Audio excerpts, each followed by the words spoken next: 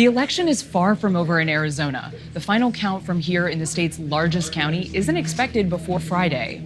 Election officials had anticipated this, as Arizona is usually slow to count. But what wasn't anticipated was that 20% of polling locations in Maricopa County would have issues with their counting machines. They were minor issues that aren't expected to change things, but officials still had to scramble to reassure people. I want to start right off by saying, again, we apologize to those voters who were inconvenienced by some of the things that occurred today, but we feel very confident that every voter had the opportunity to vote and have their vote counted. This is a county in a state full of election conspiracy theories going back to the 2020 presidential race.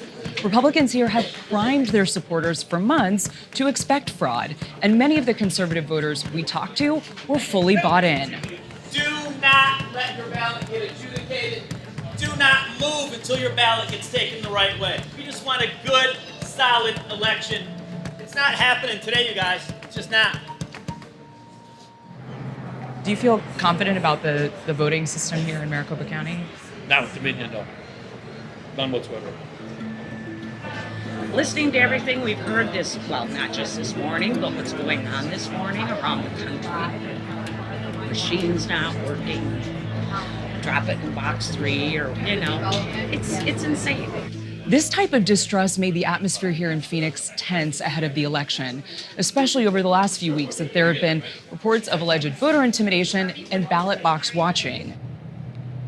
This ballot drop box location in particular has been one of the areas where there have been some of these groups that have been, quote unquote, monitoring the ballot drop boxes. Do you think that that is intimidating voters? It was. It looked like it was intimidation, and I came here today with the expectation of confronting them. Even if they're armed in broad daylight, I don't think they have the guts to just kill me, do they? Law enforcement was on high alert last night and will stay on high alert for the coming days. The Maricopa County Election Center was the site of protests back in 2020. This year, it's been heavily fortified by police who don't want to take any chances. Have there been any actual threats today? Well, there's all kinds of stuff. This was the plan from the jump This is street. the plan from the beginning? Yeah, okay, when so we looked back at the last election, and when you look at what occurred at the Capitol, and even here on a local scale at Fashion Square, we want to make sure that people don't get the idea that that's a possibility here. The Republican candidate, Carrie Lake, has said that she won't accept the results if she loses. And as the early votes started to come down last night, she was sowing doubt in the process. We had great patriots around this state show up today. It was so amazing. They showed up at the polls early this morning, only to be told the election equipment didn't work.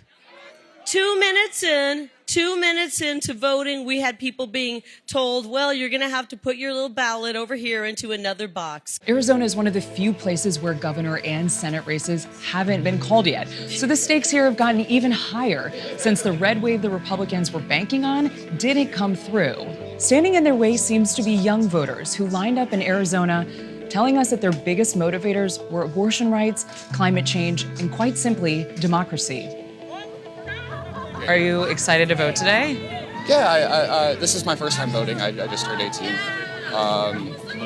It feels like I can do something in Arizona. What's the biggest issue that you're thinking of when you go into the ballot box in a few minutes? Obviously, climate change is huge. The protection of democracy is quite important at this particular point in time. What's the top issue that you voted on?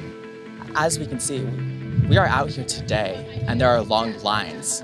That is democracy, and we need to fight for that. Yeah. Not to be alarmist, but a lot of people say our democracy is on the line, but it actually is. So honestly, yeah, as alarmist as it sounds, it's true. Voting and democracy are rooted in our core, and right now it's on a lifeline.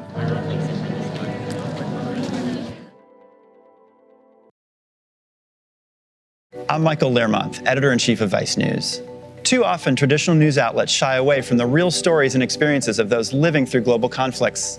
Not Vice News. Our reporters are on the ground, fearlessly covering the human stories that shape our world. You and millions of others can continue to read, watch, and listen to Vice News for free.